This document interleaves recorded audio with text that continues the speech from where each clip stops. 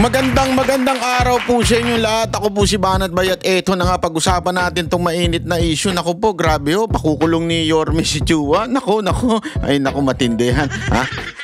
Gusto natin yan. Kung sakasakali, ha? Kung sakasakaling pwede, gusto natin yan, ha? At etong si Abante, nakaw.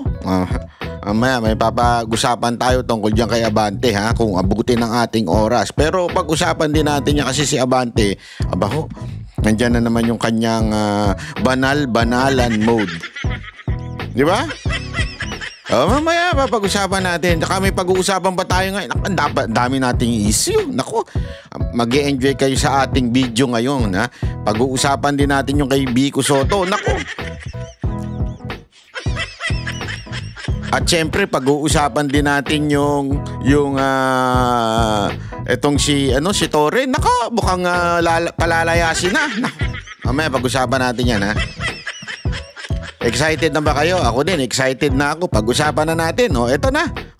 Simulan na natin dito sa issue kay Yorme. Alam mo, etong nakaraang araw, talaga nga namang nagimbal ang taong bayan dahil etong si Yorme, napamura ng malupit. Alam mo, ito si Yorme, ito'y laking kanto, pero hindi ho yan nagmumura. Kahit to sa personal, pagkakausap mo yan, hindi ho yan nagmumura at napaka-ano ho niya na laking kanto siya, pero kahit pa paano, hindi ho siya yung hihirit na, alam mo, yung palaban. Kasi as much as possible, gusto niyan yung yung everything is okay. Kaya nga, 'di ba, kahit to ang alam naman natin, tumakbong presidente 'yan. Kahit to si Marcos ang nanalo, mantakin mo hindi ho siya nagsalita. Nga kasi tapos na ang kampanya, hindi na siya nagsalita. Medyo si Yorme pagdating sa mga ganyan. Pero ngayon, bakit siya napamura ng lintik-lintik na talaga? Kasi nga umaabuso na.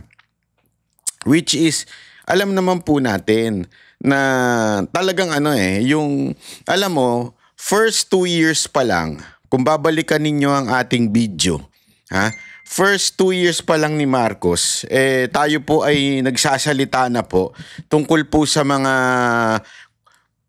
kutongan, tungkol ho sa pangyayari ho sa Kamara. Tayo po ay nagsasalita na po tungkol dyan. At mga kaibigan, matindi na ho ang ating kaalaman patungkol sa mga ilang nadidismayang kongresista o mga mambabatas na nadidismaya dahil grabe daw ang nakawan. Yun ang kwento sa akin. Grabe daw. At ang bilin sa kanila, nakaw all you can as much as possible. Nakaw all you can kasi baka hindi tumagal ang administrasyon, wala na silang pagkakataon nung magnakaw. Kasi nga, ngayong administrasyon, talagang walang pakialam ang presidente, mahinang nilalang ang presidente. Kaya ang sabi, magnakaw na kayo kung kaya ninyo, parang ganun. Yun, di ba? Naalala ninyo? Sinabi ko ito noon na mga una nating mga video-video. Di ba? Sinabi ko na sa inyo to, kaya di ba, meron pa ako sinabi na yung mga party list nagkakaroon ng tampuhan kasi tila sila yung pinakamalakas. Alam naman natin kung sino yung party list na malakas nung panahon ni first 3 years, di ba? At dahil doon kinamkam daw yung pera, as in wagas ang pagnanakaw daw. Talagang hindi lang 10 times ang niyaman itong na-animal na mga party list na ito. Kaya nga, noong time na yon,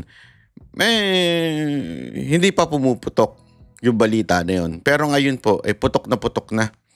Ika nga, putok na yung mga nakawan na ganap dito ho sa Kamara, yung mga project. Yan? At unti-unti na yan, from flood control to rock netting, di ba? Lahat po naglalabasan na yung baho. Kasi dati nga, sabi nga nung napanood kong interview, ng dating secretary ng DPWH, yung panahon daw ni Pinoy, parang pinakiusap niya ata na or something. I forgot the exact words na ginamit niya. Pinakiusap niya na pabayaan na lang yung 10% na mga katkongan dyan sa loob ng DPWH kasi para daw sa mga paggawa ng mga gamit-gamit, ganyan-ganyan kasi walang pera ang DPWH. Pero ngayon daw, garapalan na. More than half. Ang natitira na nga lang ngayon sa proyekto, 20%. Could you just imagine anong magagawa ng isang proyekto na 20% na lang ang matitira kung tama ang presyo? So anong gagawin? Palalakihin yung presyo. Kunwari, halimbawa, kung dati itong alcohol na ito, halimbawa lang naman po ako, kunwari itong alcohol na ito, 100, di ba? So para makabili ka nito, 100. Kaya lang, yung inutusan mong bumili, pinatungan. So dati pinapatong lang 10%, so 110. Okay pa, di ba? Kaya lang, eventually, gusto ng kumatkong nung pinabili mo ng 80%. So, imaginein mo kung kakatkong siya ng 80% doon sa 110%, magkano lang matitira sa pambili mo ng alcohol? Siguro 20 to 30 pesos, something like that. Di ba? So, more or less, di ba? So, paano ka makakabili nun? Ang tendency ngayon, mamahalan mo ngayon to para makakatkong ka ng 80% o yung sabihin na nating 80 pesos. Kasi 100 to Gusto mong kumatkong ng 80 pesos? Patungan mo na lang. Di ba? Ganon ang katindi. So, ibig sabihin, 20% na lang ang natitirang pambili o panggawa ng isang proyekto ngayon. Kaya nga ang lala. At no wonder, syempre pagka sobrang baba ng aanuhin mo dyan, gagamitin mo. Yung quality, wala na. Yeah? It's either goes. Actually, nagsimula yan sa yung quality mababa. Di ba? Ibig sabihin, hindi masyadong maganda yung quality. Tapos, naging hindi tapos. Di ba? May mga ganong proyekto. Una, natapos pero hindi maganda quality. Lumala ang korupsyon. Hindi na tinatapos. Malala yun. Ngayon, hindi na ganon. As in, ghost project. Wala talaga. As in, hindi mo na makikita. Siguro pangalan na lang ni congressman na makikita mo. Gago! Parang yung sa Maynila, di ba? Pangalan na lang ng congressman, puro nakikita ninyo dyan. Ganong kalupit po ang mga proyekto na nagaganap sa ating gobyerno at pumutok na po ito. At isa nga ho sa mga kinagagalitan ni Yorme ay yung naging wala nang direksyon yung mga proyekto. Hinaharang yung karsada, tinatanggal yung satellite office. Kasi alam mo mga kababayan, tama yung sinabi ni Yorme. Tama yung sinabi niya na ang sisisihin naman yung local government Ang sisisihin pagka magulo ang isang lungsod, hindi naman yung congressman. Ang sisisihin yung mayor. Di ba? Bakit ba ang gulo-gulo nito? Kasi yung mayor nito walang kwenta. Kaya nga dapat may kaayusan. Alam mo, ito may kikwento lang ako. Experience ko dito sa Europa. Actually this is not my first time na pumunta po sa Europe. Before, nagpunta po na ako. Nagmotor po ako from Germany, Brussels, Switzerland, Italy. Nakita ko talaga yung sila di ba? Alam naman natin, isang Europa is Europe, isang buo, may mga iba't ibang bansa, di ba? Pero makikita mo yung difference nila, yung dito mas may kaayusan, dito mas hindi ayos. Sino sisisihin mo? Sisisihin mo ba yung mga mambabatas? Hindi. Kung sino yung namumuno doon sa lugar na yon. Tama, mali. Halimbawa, ako sa Barcelona. Kasi yan ang lagi mong iisipin. How are you going to get around the city? Mag-Uber ka ba? Magbibisikleta ka ba? Mag-scooter ka ba? Alam mo yon? So, doon mo lang iisipin mo na kaagad yung kaayusan ng bansa. And among all the napuntahan ko sa Europe, sa dami ko nang napuntahan dito sa Europe na mga bansa, ang isa sa masasabi ko yung Barcelona maganda. Maganda kasi maayos yung bike system nila, Malinaw yung daanan nila, malinaw yung parkingan nila. As in, very convenient. Di ba? Doon, makikita mo na maayos yung, kung sino man yung namumuno doon, may kaayusan. Di ba? Dito sa, halimbawa sa Amsterdam, naku po, pabira, oo. Hindi ko naisip bakit dito ko gustong tumagal eh. Hindi kasi alam nyo, yung lamig kasi hinabol ko eh. Ang init kasi sa Barcelona. Pero ngayon, malamig na daw. Pero sa totoo lang, mas gusto ko mag-stay doon. Kasi dito sa Amsterdam, una madumi. Ang dumi-dumi. Ang baho, amoy... Alam mo na, di ba? Parang kambing ang mga tao dito. Nagdadamo eh. No, tapos ano pa, yung wala kang maparkingan, so hindi ka ang mahal ng Uber, pupunta ka lang sa malapit. Naku po, kamahal-mahal. Doon sa Barcelona, malayo na, 10 euro lang. Sa dito, 4 minutes lang ang biyahe yan. Umaabot ng 24 euro. 4 minutes lang yung biyahe, 24 euro. Sabi ko nga, pambira naman to. Kasi nga, umiikot-ikot pa or something gano'n. Ang gulo-gulo. Ano ang punto ko dito? No, sisisihin mo ba yung buong may hawak ng Europa? Hindi, sisisihin mo. Sino ba ang gobyerno ng Amsterdam? Kanina nga may nakausap akong Uber eh. Nagkikwento siya tungkol sa government dito. Natatawa ako kasi nabibuisit siya. Rubbish daw, wala daw kwenta, puro na lang singil, puro pera. Sabi ko, sounds familiar. Parang Pilipinas eh. Although, mas maayos-ayos naman dito. Kahit pa paano, meron silang kaayusan. Kung compare mo sa Pilipinas, wala. Chaos doon, bahala ka sa buhay mo. Dito, maayos-ayos naman. Pero comparing to the other European country, mas maayos kesa dito sa lugar na to. Diba? Mayaman tong lugar na to pero magulo. Pero ito isipin ninyo ha. Kung pababayaan lang ni Yorme yung lugar, di ba? Ng Maynila. Sige, bahala ka na congressman kung saan mo gustong magtayo. Alam mo na may mga congressman di ba? Ang sikip-sikip na ng Maynila. Ang sikip-sikip na ng Maynila, tayo pa ng tayo ng mga building na hindi man lang inaayos. Walang walang sabi nga nung na si Palafox ba yun? Ang problema sa Metro Manila, hindi inayos, kanya-kanya. So, iba yung itsura ng Maynila, iba itsura ng Makati, iba itsura ng San Juan, iba itsura ng Pasay. Ang gulo-gulo, walang kaayusan. May bike lane ba o wala? May sidewalk ba o wala? Ang Maynila po, mga kababayan, alam naman natin, yan ang capital ng Pilipinas, hindi po letter P ha. Maynila po ang capital ng Pilipinas. So, nandyan lahat ng nandyan yung customs, di ba? Nandyan marami ring embassy diyan. Nandyan din yung mga pasyalan ng mga may Koreatown diyan, di ba? Nakakalungkot nga kasi nagsisiksikan diyan pero ang gulo-gulo. Kasi nga pinabayaan, kaya nga paulit-ulit ko sinasabi ito pagka meron akong pagkakataon na nakakausap si Yorme. Lagi ko sinasabi sa kanya, Yorme, pwede ba pakiayos mo ng 9 na taon ito, 3 term? Ayusin mo in 3 term itong Maynila, ang gulo na talaga. Tapos, nadidiscover niya ang isang source ng kaguluhan na itong mga animal na mga kongresista natin. Na basta tayo ng tayo, na kung ano-ano, basta mailagay lintik na mga pangalan nila, para syempre iboto sila uli.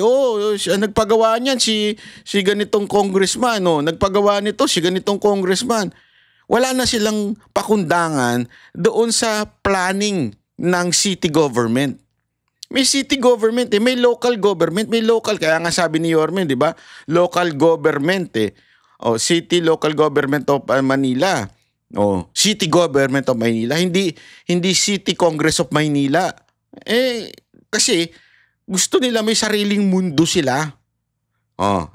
Eto, panoorin natin ito ha. Ito yung unang banat ni Joel Chua. Alam naman natin minura nung nagpagawa. Ang nagpagawa naman po noon si Chua. So pretty obvious na ang minura ni Yorme ay si Chua, di ba? At ito na nga, na umiyak po si Joel Chua, as in, pumiyok. Ibig sabihin ng umiyak, hindi ho literal yun ha. Ibig sabihin po, eto na, nagdadaldal na, dumipensa na bigla. Oh. Sa ibang balita, binanatan ni Manila Mayor Isko Moreno si Manila 3rd District Representative Joel Chua kaugnay ng isa umanong illegal demolition. Buwelta ni Chua, masyadong bully si Mayor Isko. Nasa frontline ng balitang yan, si Marian Enriquez. Bakit nangyayari ito ng hindi nyo inaano sa akin? Lahat to kumpiskay nyo. Walang permiso yan. Mga kumpis na yan. Nanggagalaiti si Manila Mayor Isko Moreno nang abutan niya ang mga heavy equipment sa loteng dating kinatatayuan ng Rasak Covered Court sa Santa Cruz. Giniba umano ang covered court para pagtayuan ng bagong istruktura. Pero ayon kay Yorme, illegal ang demolisyon dahil walang permit. Ang alam niya raw na nasa likod ng proyekto ay si Manila 3rd District Representative Joel Chua. And I challenge him. He's a lawyer. Pwede ba magpatayo ng building ng walang building permit? Ayun. Ngayon nila imbestigahan sa Quadcom ang sarili nila. Sinabi ko na sa inyo Alam mo, yan ang matindi. Yeah? Oy, Quadcom, imbestiga kayo ng imbestiga ng confidential pa ni VP Sara Duterte na ilang milyon lamang naman at unang-una sabi na nga ng COA na walang problema, nagamit ng tama. Alinaw ho ng sinabi ng COA na yon. Imbestiga pa rin kayo ng imbestiga. Eto, mga sablay, hindi nyo imbestigahan na maayos. Porket kabaro ninyo. Kasi may tendency po tayong ganyan eh. Di ba, pare, pag may nahuli sa karsada, o kunwari, isang traffic enforcer na local government, tapos magpapakilala ngayon yung nahuli, uy, pare, nagtatrabaho ako City Hall, bata ako ni Mayor. Kabaro ka pala. Sige wag mo nang ulitin nga.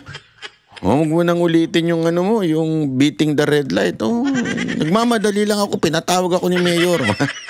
Dahil nga kabaro mo, kasamahan mo sa City Hall, hindi mo palalagpasin mo na. Ito nga yung sinasabi natin. Kaya nga sinasabi ni Yorme, Quadcom, hilig nyo mag-imbestiga. Imbestigahan nyo mga sarili ninyo. Dahil ito, palpak itong mga pinagagawa na ito. At remember na andun ho ang pagmumuka ni Chua. Ibig sabihin yung pangalan daw ni Chua nandoon, yung tatak na Chua. Sabi, according to Yorme, nakita niya, may pangalan ni Chua doon sa ginagawa. Ito nga yung komento ko doon nung tinanong ako ni Alvin Alvin the contact lens. Biro lang Alvin, niloloko lang kita Si Alvin kasi. Unang napansin ko sa kanya yung contact lens niya Sabi niya, hindi naman daw. Pero tinanong ko kung may lahi, wala daw. Di sige na nga. Ikaw naman ayaw pa kasing magano lumabas sa yung contact lens mo, ayaw pa sabihin. Anyway, eto lang Etong problema kasi kay Chua, sinasabi niya, nakasalanan daw ng DSWD. Wala daw siyang pananagutan dyan. Ang siya ay bilang mambabatas, representante sa Kamara, humihingi lamang ng allotment ng budget from DBM going to the project which is directed sa DPWH. Tama siya doon. Sabihin na natin, tama siya doon. Eto, tanong, bakit nandun yung pangalan mo?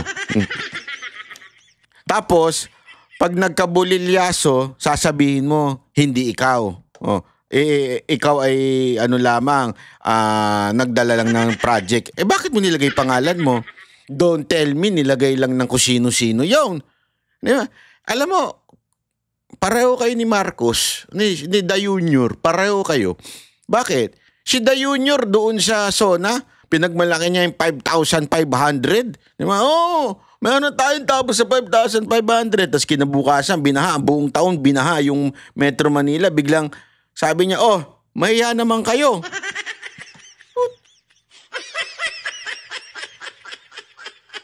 Medyo naguluhan ako dun eh. Pinagmalaki mo nung una, meron na tayong 5,500. Ibig sabihin, itinatak mo, inilagay mo yung pangalan mo dun. Inangkin mong ito'y iyong proyekto. Kasi, bakit may pagmamalaki? Remember, ang SONA is State of the Nation address. Binibigay mo, nire-report mo yung accomplishment mo. Sinabi mo may 5,500. Oh. Yung pala, hindi mo chinik. Kasi, pinuntahan ka, puro ghost project. Oh. Tapos, nung sisihan na, hindi ako yan. Noong una, ako yan. Ngayon, hindi ako yan. Oh, para ka rin si Chua, ganyan. Di ba? Noong una, ilagay natin yung, ipaskill natin yung pangalan niya. Assuming na, yan yung nakita ni Yorme, yung pangalan mo. Oh. Di ba? So, ilagay natin dyan. Nung nagkabulilyaso, walang permit, walang ganito, walang ganyan. Hindi akin yan, hindi akin yan. Diba? Anong pinagkaiba mo kay Da Junior? Wala, oh.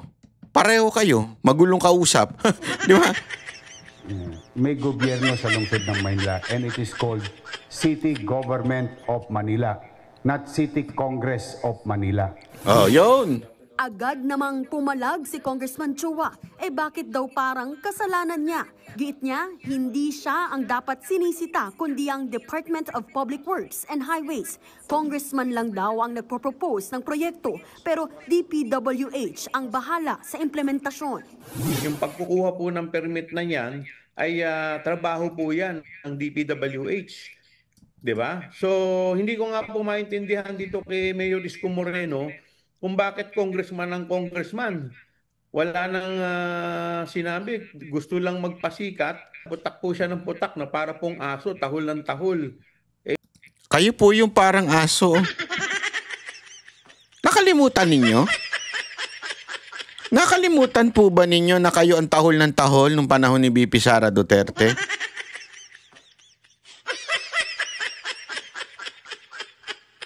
Ha? Ang bilis ninyo makalimot, sir. Oh. Nung sa inyo na biglang nakalimutan nyo na. Hindi, di ba ho? Nung una kasi sila yung putak ng putak sa mga Duterte. Oh. Di ba? Kaya nga tawag siya Chihuahua ni Yorme. Kasi nga, aside from ikaw ay sunod-sunuran sa amo mo, tahol ka ng tahol. Tapos ngayon sasabihin mo, tahol ng tahol si Yorme? Oh, wala ka pala, sir. Wala ka. Ano ka pala? Ano ka, pikon ka pala Mali po yung tinatahulan niya. Community center dapat ang ipatatayo sa lugar. Ayon kay Chua, 2020 pa ang plano kung kailan si Yul Servo pa ang congressman. Ipinagpatuloy lang daw niya ito at isinulong na mapondohan dahil para raw sa mga palaboy o homeless ang proyekto. Pero ayon kay Mayor Isko, may maapektuhan sa demolisyon. O tapos biglang tatanggalin nila yung mga daycare center at saka senior citizens office. I challenge Congressman Joel Chua to investigate himself. Yan. Belta ni Chua, masyadong bully si Mayor Isko. Hindi bully. Tinan nyo na. Nung kayo, ginaganyan ninyo mga Duterte. Nung kayo, ginaganyan ninyo ang mga vlogger. Oh, sasabihin ninyo, hindi kayo nang bully noon? Hindi naging bully ang kamera noon? Nung pinaiyak ninyo yung mga vlogger, naalala ninyo, nakalimutan nyo na kaagad. Ngayon, sasabihin ninyo, bully si Yorme. Remember, the elements of bully or bullying, okay? Huwag kakalimutan ng elemento ng pagbubuli.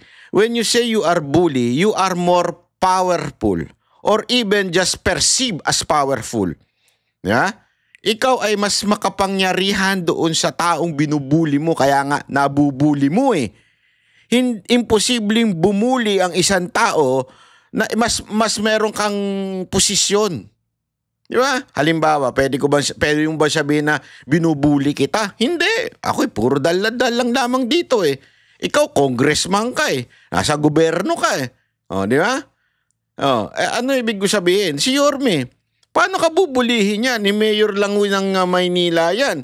Ikaw, nandiyan ka sa Congress, makapangyarihan. Alam naman natin ng even if 3rd district lang ang nire-represent mo, matindi at makapangyarihan ng isang congressman.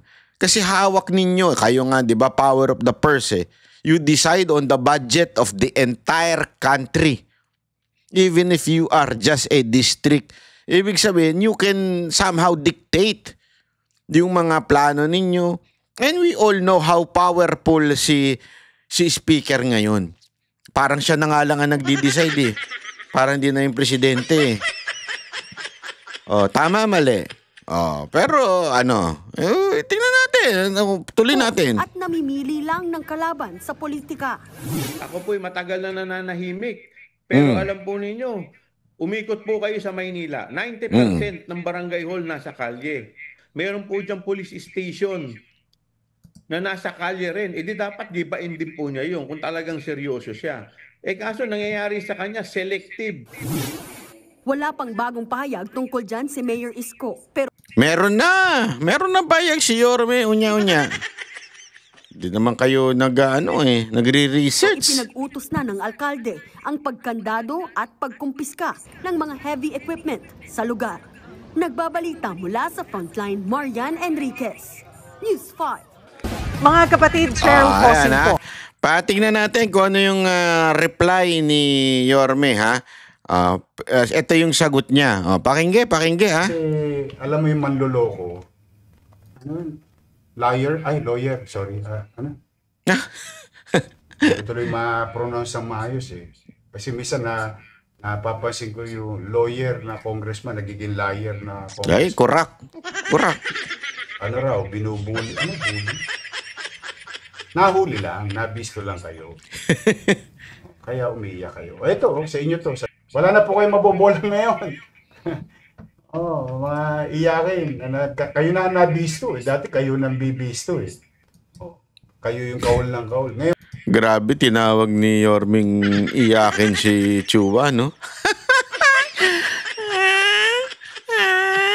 Iyakin ka pala. Iyakin ka pala, Brad. kayo nabisto, umiiyak kayo na binubuli kayo. Hindi kayo binubuli. Ayaw nyo lang mabisto. Tapos ngayon, pag nabisto, tuturo mo DPWH. Kawawang DPWH. Kahit magsinungaling na magsinungaling, yung congressman, na hindi ko alam yan. Basta ako gumagawa lang ng batas, I appropriate. Yan ang palusot ng congressman. Pero sa totoo, alam ng taong bayan, pag may ginagawa, nakadisplay ang mukha niyan, nakalagay ang pangalan niyan, nagkakating ribbon niyan, pagpalpak, ang ituturo nila, DPWH. Yan. DPWH naman nga. Yun yung sinasabi natin eh, di ba? Pagpalpak, DPWH. Pero pagkano, papaskil ang muka. Ayan ang tinatawag na Tatak the Junior. Bakit? Bakit kanya Tatak the Junior yan? Kasi nga po, di ba ganyan ang ginawa ni Marcos eh? No? Sinabi niya 5,500. Ang flood control project sa buong Pilipinas. Binaha, pumalpak, nakitang sablay. Ano sabi? Ay, walang niya kayo.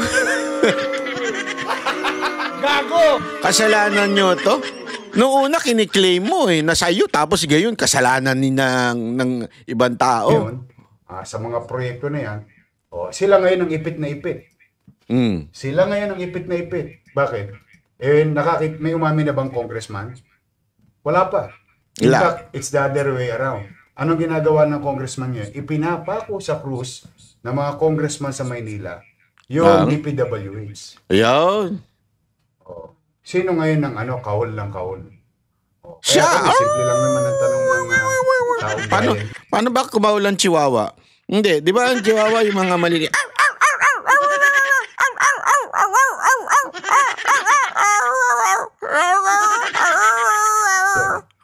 Ito, Mocha. Ano muna sabi ng mga tao? Sabi ni G. Herao, meron. Sabi ni Sally Lastillas Isleta, nakikialam sila. Sabi ni Bri Jai, Tomo. Sabi ni Teresa Montero, meron. Nakikialam sila. Hindi pwede. Alam nila yan, hugas kamay lang mga congressman. Sabi ni Daday Ventus. Ako, galit na sila. yan. May kickback sila, sabi ni Cherry Con. Yung kickback, that's another story. Ako, simple pa lang ang tanong ko eh. Una kong tanong, may alam ba ang congressman? Alam mo, ito yung maganda kay Yorme.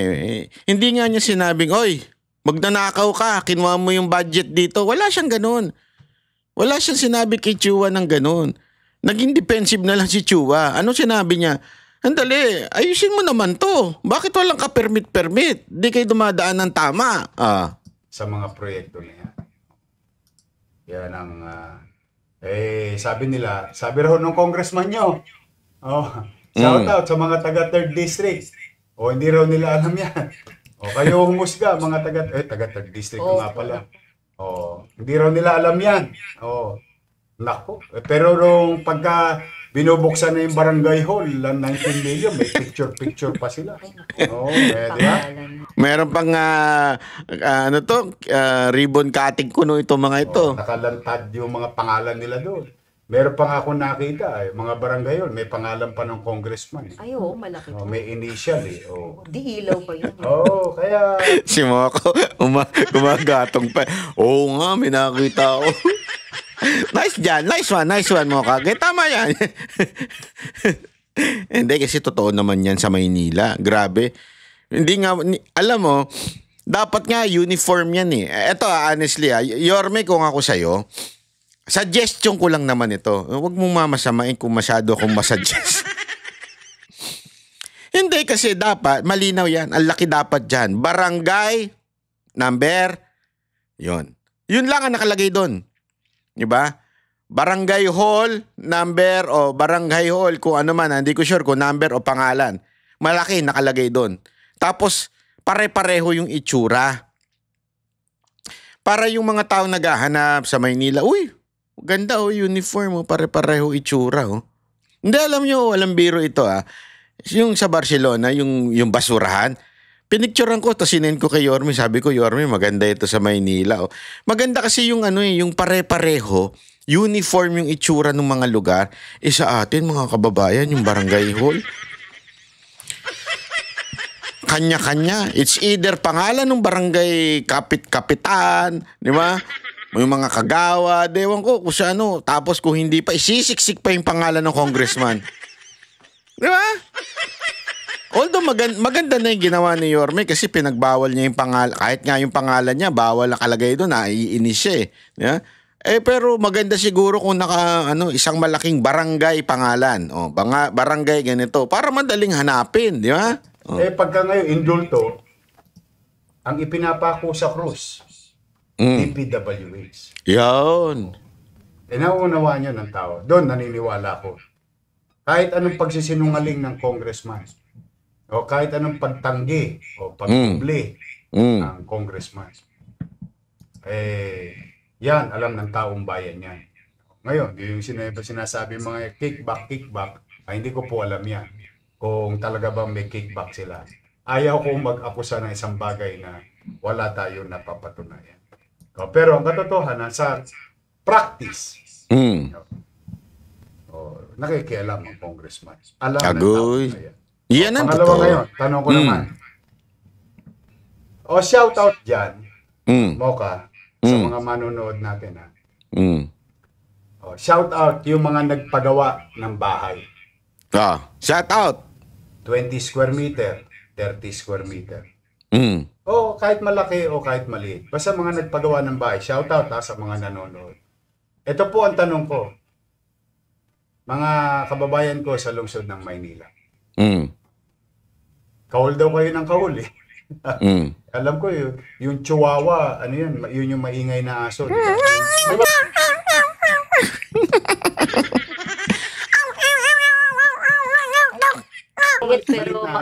Pero maingay. Yun, alam ko, kahol ng kahol yun. Tanong ko ngayon, kayo ba pag nagpapagawa ng bahay, kumukuha ba kayo ng permit? Yun ang tanong ko sa mga manonood.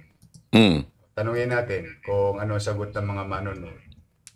Kumukuha po ba kayo ng permit kapag kayo nagpapagawa ng bahay?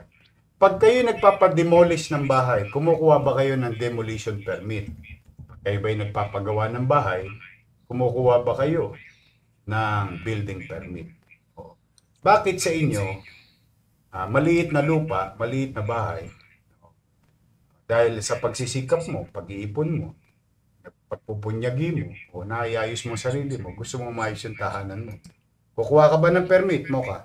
Opo, sabi ni Adam Rich Manansala Sanding, dapat may permit. Dapat daw. Kailangan ba talagang may permit? Sabi ni Teresa Montero, yes po, from barangay to City Hall. Tama. Alam na alam nila. Alam na alam ng taong bayan. Ang tanong naman namin ngayon, paano kayo nakapag-demolish ng property ng gobyerno sa mga congressman na nag-i-excuse ngayon na manggagawa lang daw sila ng batas? Nabisto lang kasi kayo. Nabisto lang kayo. Kung di kayo nabisto, walang problema. Nabisto kayo, iyakin kayo. Yan ang nangyayari. Pagka kayo makapag-akusa, wagas. Kami hindi nag-aakusa. Ayan, dyan. Bakit pag ang congressman na nagpapagawa? True, DPWH. Siya naman din na may sinabi, di ba? Inamin naman niya. Bakit walang permit? Pag congressman, exempted. Pag meron na pong batas na... Sir, hindi nyo po ba alam yun? Para namang hindi nyo alam yun. Exempted pag congressman. Naka-8 nga yung plaka. Pwede sa coding. Bawal sitahin. Di ba? Pwedeng mag-bit ng red light.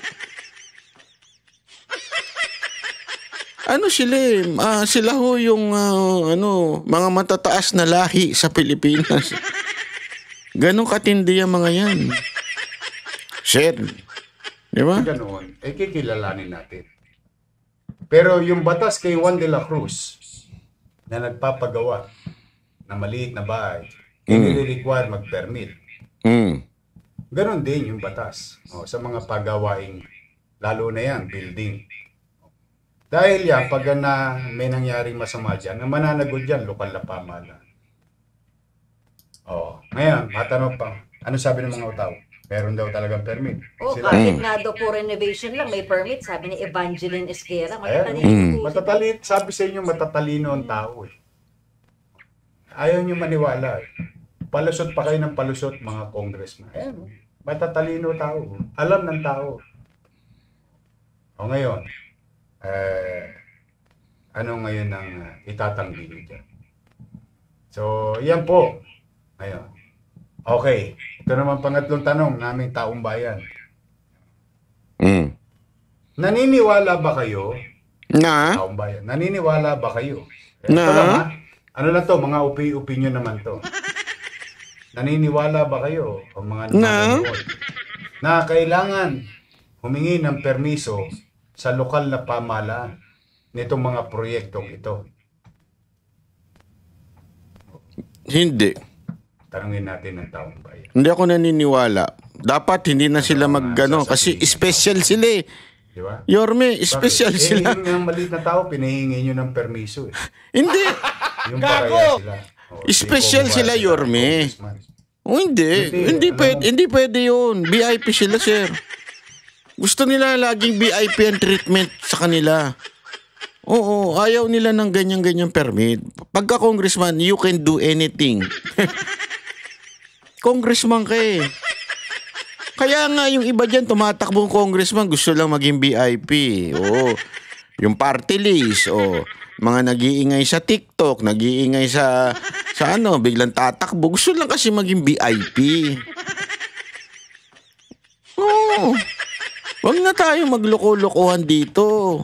Di ba? Yung mga dyan, gawa ng content para sa party list nila.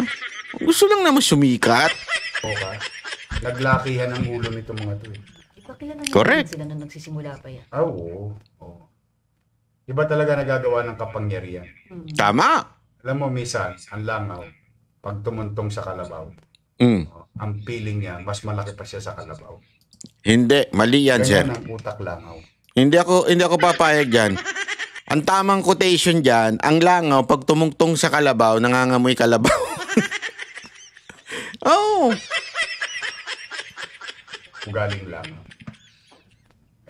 Pero yan, nandiyan dyan yan. Basta tayo ginagalang natin sila lahat. O hindi po Ako pwede hindi. lang na mamihasa sila na yung napapalusot nila nung araw. Wardi-wardi o siga-siga. Ngayon, nakahanap kayo ng katapat, iyakin naman kayo. Hindi pala, iba pala.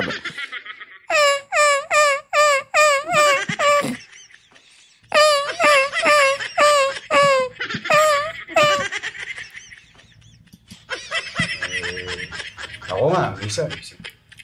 Sana pag nag-imbestiga sila sa labas ng Kongreso. Para pag Yan. libelous yung akusasyon nila. Correct. Kasi ang ano nila dyan, excuse nila dyan, nasa loob sila ng nasa hall of Congress. Mm. Kaya nila mang-api ng mga individual. But anyway, tapat-tapat lang yan, Brad. Mm. Shout out sa mga taga 3rd District. Shout out sa inyo. Kayo po ang umusga. Lalo dyan sa 3rd District, marami nag-a-apply dyan ng building permit. Sila, naalala nyo ba, na hirap kayo dati dito sa zoning. Tama. Zoning pa lang, ha? Bagsak na, ang tagal na. Pero ito, wala pang permit, gibaan na. Bakit? Kasi, pagawa ng Congressman. Alam mo, tablado dito kasi yung palusot ni ni Chua, na DPWH. Hindi gago ang DPWH, nagigiba yan. Kasi may giniba na naka-establishment na nandun. Merong establishment na giniba to give way to that project. Sa tingin mo, ang DPWH gigiba ng project without asking the local government. Hindi nila gagawin yon. Gagawin lang nila yon kung suportado sila ng congressman. Kaya dahil dati magkakaalyado yan, yung congressman at yung mayor magkaalyado, so hari-harian sila. O sige, dito gawa. Mayora, gawa na ako dito tapos nandun yung pangalan niya. So kahit walang permit, ganun ang nangyari siguro. Malamang. Kasi yan sinasabi ni Yorme. Di ba? Alam nyo, eto, para mapatunayan ko sa inyo na may punto si Yorme, hindi lang si congressman na baka sabihin ninyo pinag-iinitan lang si Chua. Meron pang isang ganyang congressman na noong una pinagmamalaki niya rin, tapos nung nagkasisihan na biglang wala akong kinalaman diyan, DPWH yan. Same tono sila. Di ba? Pakinggan natin. Ipinagmalaki pero itinanggi sa huli. Yan ang buwelta ni Senator Ping Lacson kay Oriental Mindoro 1st District Representative Arnan Panaligan matapos nitong itanggi na may kinalaman siya sa mga maanumalyang flood control project sa kanilang distrito. Sa sesyon sa Senado, inilatag ni Lacson ang patunay na pinondohan umano ng kongresista ang mga proyekto sa bayan ng Nauhan sa Baco. Ayon kay Lacson, ipinagmalaki pa noon ni Panaligan ang naturang proyekto. Tapos sa kanya ito ipinagkaila noong naging kontrobersyal na. Kita ninyo? Same! Sabi nga, same banana. Di ba? Same, sabi nga birds with the same feather, pack together. Hindi. Ano ba yun? Pluck together. Di ba? Bagamat sinabi ni Panaligan na exclusive authority ito ng DPWH, dapat daw binabantayan pa rin ito ng mga kongresista para masigurong hindi depektibo o substandard ang gawa. Hinala ng senador, posibleng hindi lang si Panaligan ang nagmalaki ng ganitong mga proyekto, pero hindi na i-post o tinanggal na sa social media o tarpaulin nang umusbong ang issue ng korupsyon sa flood control projects. Easier sa ganda, kasi nga walang record itatanggi lang nila. Natawa nga ako doon sa sagot kasi sabi niya, wala siyang kinalaman. Pwedeng wala nga siyang kinalaman doon sa insertion. Madali tanggi yun Pero hindi ako sang-ayon sa sinabi niya na lahat yun nasa net. Alam mo, yung kaso doon sa Nauhan na yun, ang nasa net doon ay 110 million lang. Mga kapatid, Nikki de Guzman po. Para sa pasada ng mga rumaratsyadang balita, mag-follow at mag-subscribe na sa social media pages ng News 5. Di ba? So, sabi ko nga sa inyo, this is a typical palusot ng isang congressman. Pagmamalaki nila na proyekto nila, ilalagay nila pangalan nila. Pero pagka nagkabulilyaso, sasabihin nila, DPWH lang yan. Wala kaming kinalaman dyan. Kami ay nag-aayos lang ng project, kuno. Yeah? Puro ganun. Oh.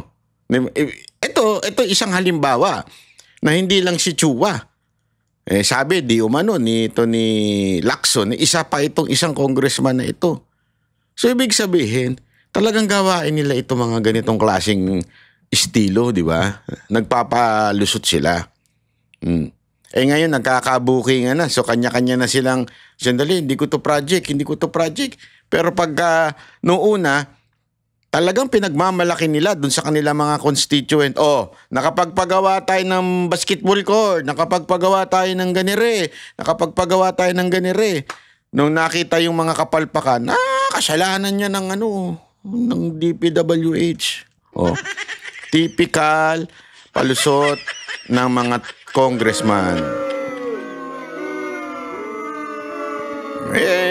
Diyan pala makikita mo na kung sino ngayon ang kahul ng kahul at iyakin.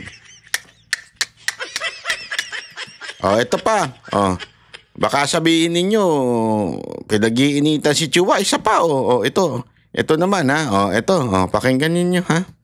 Okay. So una po sa lahat, may hamon po kayo kay Baguio City Mayor Benji Magalong. Can you clarify that, sir? Yung alin po, Greg? Yung hamon po ninyo, Kong, kay Mayor Magalong. Una-una, inamon ko siya na halimbawa siguro, hindi naman siguro talagang serious ang kanyang sinasabi, pwede naman siya mag-apologize. Sinabi niya na ayaw niya mag-apologize. So, ang pinakamagandang gawin niya, sinabi ko nga dito, the honorable thing na kinakailangan gawin niya, kung talagang meron siyang alam, sabihin niya na kung sino yung mga yan. Sabihin niya na kung sino yung yan, submit documents, testify under oath, at para malinis po natin ang sistema na nais tayo talagang maging malinis.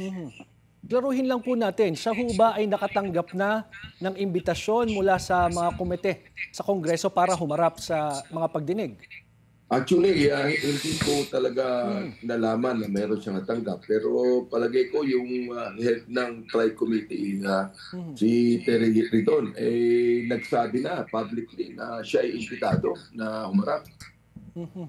Pero ang Kamara ho ba ay may just in case na tumanggi itong si Mayor Magalong, ang Kamara ho ba ay may kapangyarihan na isamon itong si Mayor Magalong kasama na yung mga ebidensyang sinasabi niya? Bakit hindi? Siya ang unang-unang whistleblower. Kaya may karapatan ng Kamara, may karapatan ng Tri Committee na ipatawag siya. Kasi nung kung talagang meron siyang tinatago na sinabi naman niya na alam niya kung sino-sino yung mga yan Hindi sabihin niya na, ba't kinakailangan pang magbibigay siya ng blanket association sa buong Kamara, di ba? Kung kasi itong si Mayor Magalong, nung huling nakausap namin dito last week, sinabi niya na, willing siyang humarap sa mga pagdinig ng Kamara, pero hindi niya dadalhin yung mga ebidensyang hawak niya. Dahil meron daw siyang trust issues sa Congress. Your comment, please. Kung halimbawa, wala siyang tiwala sa Kongreso, talagang magiging honorable ang magiging investigation dyan. Ako, naniniwala rin ako na pwede natin gawing independent commission yan. Oo.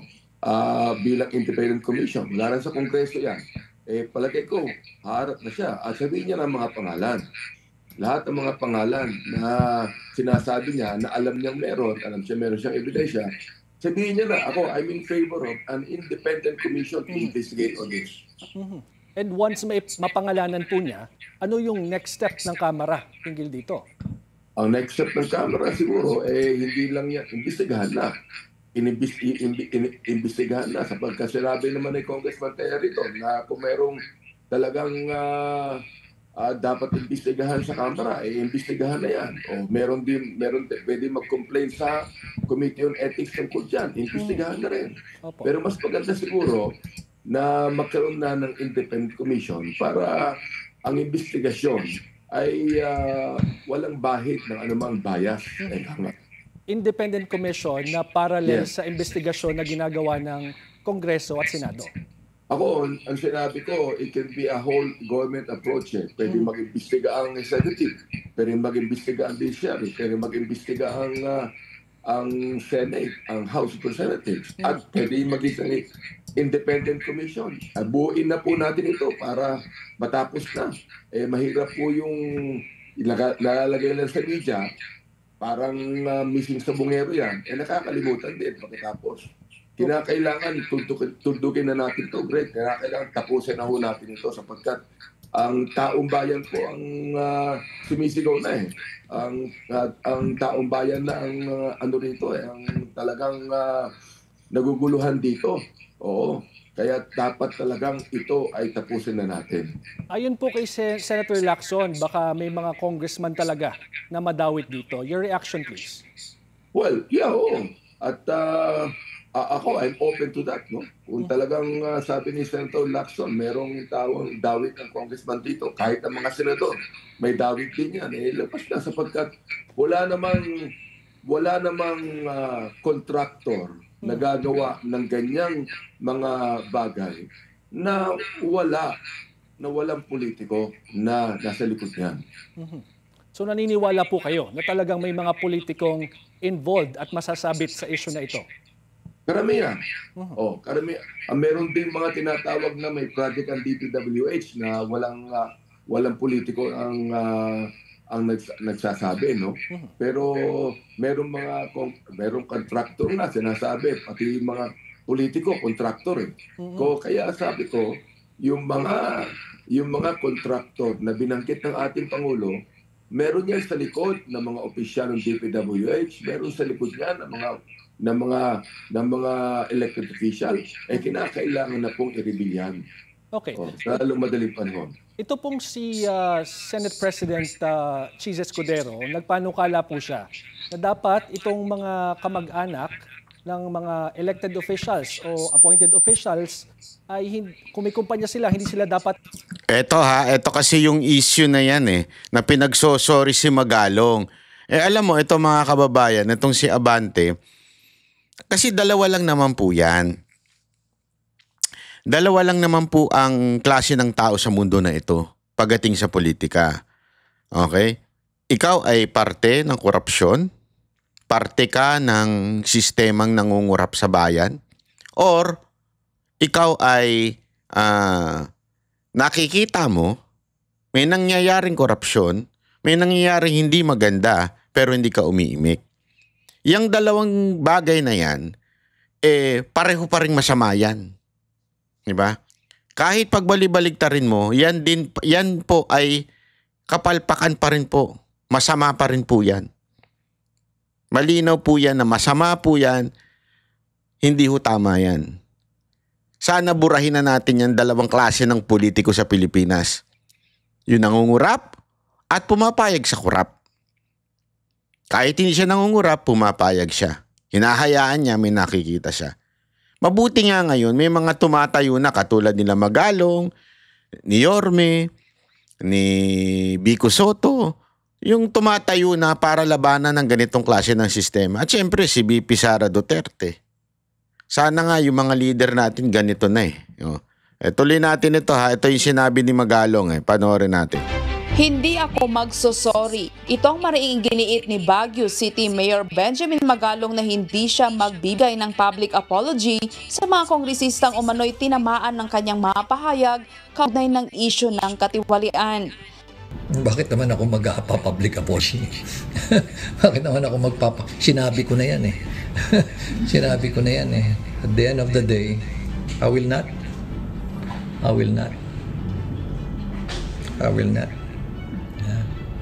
Tingnan nga natin kung saan pupunta yung kanilang investigasyon o yung kanilang committee hearing. Hintayin natin. Pero hindi ako mag-apologize. Ayon kay Magalong, malinaw kung sino ang tunay na sumisira sa imahe ng institusyon, hindi siya, kundi mismo mga mambabatas na sangkot umano sa anomalya. Tama. Unang-una, hindi ako mag-apologize sa kanila. Sila dapat ang mag-apologize sa taong bayan sa kanilang mga pinaggagawa. Isipin mo, alam naman nila na marami sa kanilang kasamahan involved sa katiwalian. Pero nananahimik sila. Alam ko marami rin sa kanila matitino. Yan. Pero masama. No? Pinabayaan lang natin. Pinabayaan. No? Nananahimik dahil nga ayaw nilang, kumbaga, nangyari sa kanila is tolerance. Matatanda na giniit ni Manila 6th District Representative Benny Abante na nararapat lamang magbigay ng public apology si Baguio City Mayor Benjamin Magalong matapos itong tawaging moro-moro ang nakaambang investigasyon ng Kamara sa flood control projects. Ayon kay Abante, isang insulto sa institusyon ang pahayag ni Magalong at hindi dapat lahatin ang mga kongresista. Giit naman ng alkalde matagal nang malinaw sa mga kapwa-kongresista kung ano ang nangyayari, ngunit pinili umano ng iba na manahimik. Dagdag pa niya, ang katahimikan ay hindi neutralidad kundi pakikipagsabwatan. Yan yung sinasabi natin di ba mga kababayan? Hindi, ang pagiging tahimik, hindi ibig sabihin nag-against ka. Kailangan ka talagang mag-ingay. Kung may nakikita ka mali, dapat mo talagang punahin. Kaya nga ako, hindi ko sinasabing corrupt si Abante ha. Wala tayong sinasabing corrupt si Abante. Pero ang punto ko, yung imposible ho, Mr. Abante, na wala ho kayong alam. Imposible ho yun na wala. As in, okay lang kayo sa lahat ng nangyayari sa Congress at talagang sinasabi ninyo, okay yan, walang problema. Walang korupsyon. Imposible yun, sir. Di ba? Sana, magsalita kayo kung may alam kayo. Respeto pa naman ng inyong titulo, bishop. Tapos biglang sumasang-ayon lang kayo sa mga nakikita ninyo dyan sa loob ng Congress. Di ba? Ang pananahimik, it's just a sign of agreeing. So sana wag tayong ganun. Diba, Mr. Abante, Mr. Congressman. Buti nga, naipanalo kayo ni Commissioner, di ba? Hindi, totoo naman Hindi siya nanalo. Ang nanalo yung isa. Ngayon, na-disqualify lang na-disqualify lang yung isa dahil sa kagustuhan ni chairman. Kaya kayo naupo. Ngayon, bumawi na kayo. Buti nga, napaupo pa kayo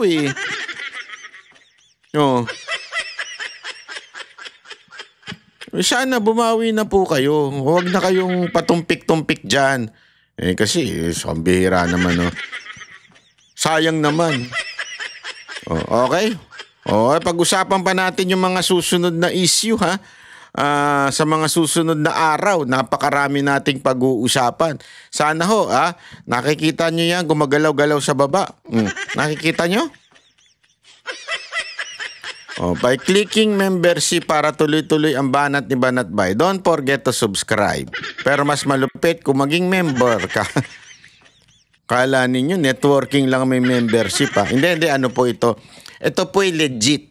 Yan po ay programa ng YouTube na kung sinusuportahan mo yung influencer o yung content creator, pwede kang sumuporta ng monthly. Yan po ay programa ng Google, programa po na YouTube yan. Hindi po scam yan. Malinaw po yan kung kayo ay sumusuporta. At yan po ay kusa. Kung naman gusto mo lang mag-subscribe, walang halong pagsuporta, wala naman din problema. Wala yun. And I don't mind if hanggang subscribe lang ang gagawin nyo. Wala namang problema. Pero yung hindi ka na nga, nanonood ka na nga, hindi ka pa nag-subscribe, malaki tayo problema natin dyan. Bakit ganun? Di ba? Subscribe na kayo mga kababayan. Pero kung mas malupit, sabi nga dyan, magpa-membro kayo para tuloy-tuloy ang pagiging independent ni Banat Bay. Maraming salamat po. God bless everyone. Kita-kita ulit tayo. Yan ang Banateros, boses ng ordinaryong Pilipino. Banateros ay walang